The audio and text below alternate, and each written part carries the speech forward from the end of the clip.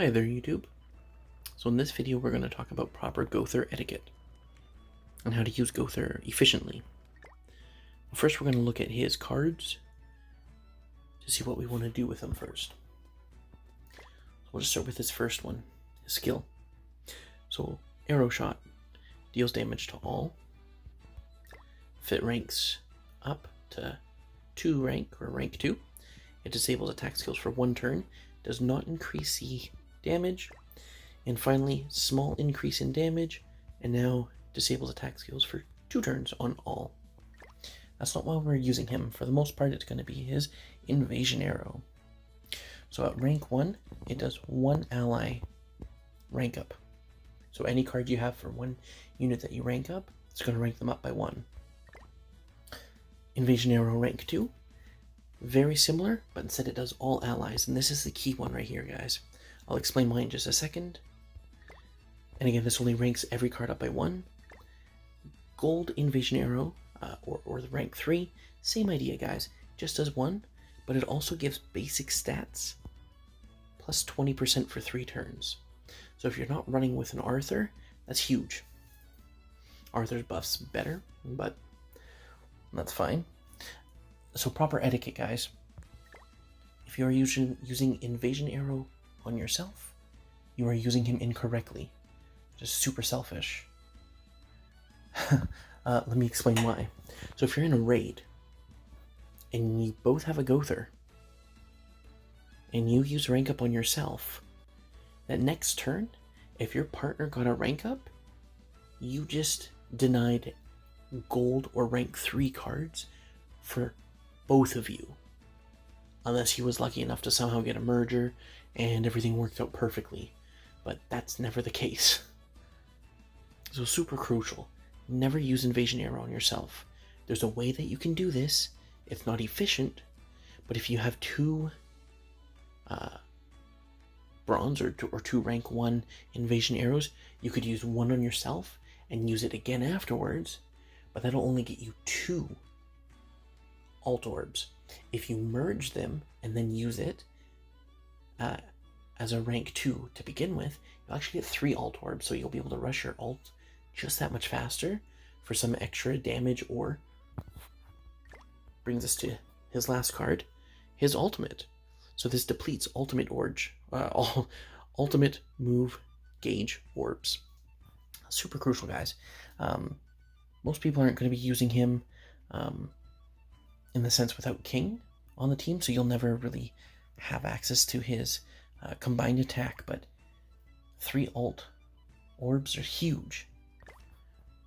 But his passive is something that people overlook.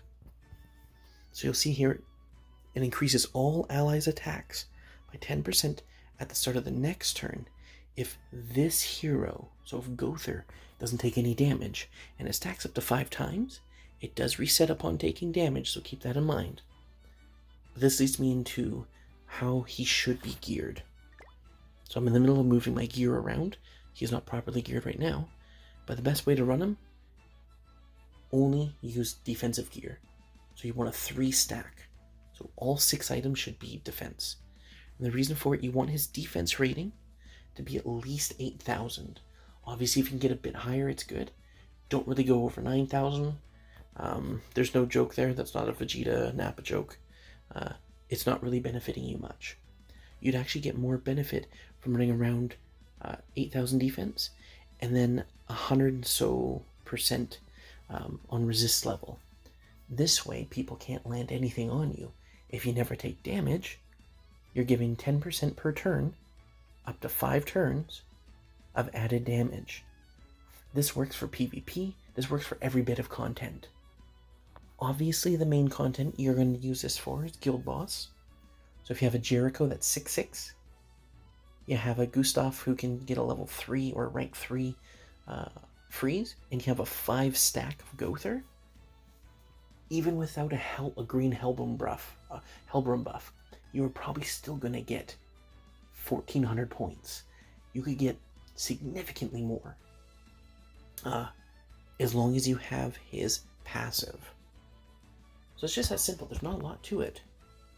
Just make sure to never, ever, ever use a rank 1 invasion arrow on yourself.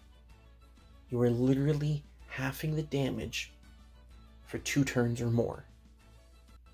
And, very crucial, a step that some people do overlook, which is pretty silly, go into your stamp box and set it up so at least you can show that you have it. If you don't want to add the one that says you don't have it, that's okay. Obviously, if you're not flashing that up there to let your buddy know that you're not using it, then you don't have it anyways. It's not that important.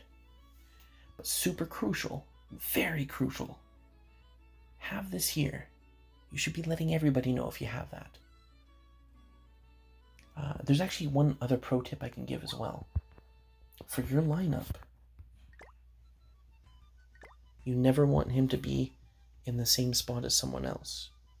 So if he's in rank or in spot 3, for you and your buddy, or your raiding partner, move him to spot 2. The reason you want to do this is it's just going to give more chances to have a rank up card. Now if you look at mine, death matches, I always have them in the middle. That's just my choice. If I show up and someone has them in the middle, I'll either move them to the 1st or the 3rd spot. Again, it's just so I can be a bit more efficient and get more rank up cards for both me and my teammate. If you're doing that, you're going to be winning death matches much sooner, so the grind won't feel like it takes 12 hours. That's all you have to do.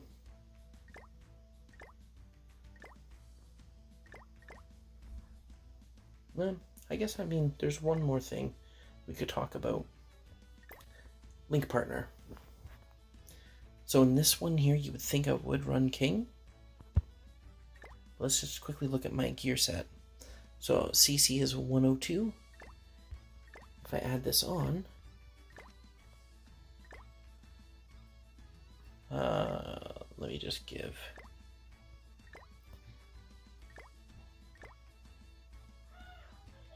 So I do gain a little bit overall by doing it this way. I didn't realize I didn't have that one in the right slot. That's my fault. But usually you gain more CC by using link partners that you have 6/6.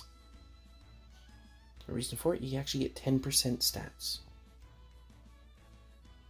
So whenever you press and hold, it'll show how many stats it's being contributed. Okay. There's a lot of different things you can do to find out. Just play around with it. Another pro tip, if you're trying to increase your CC, it's not necessarily the best way, but if you're constantly going second in PvP, this will help a great deal. On every single one of your link partners, the gear set you should be running is HP and attack. And the reason for it, HP gives the largest number, so you're actually gaining the most amount of CC from it.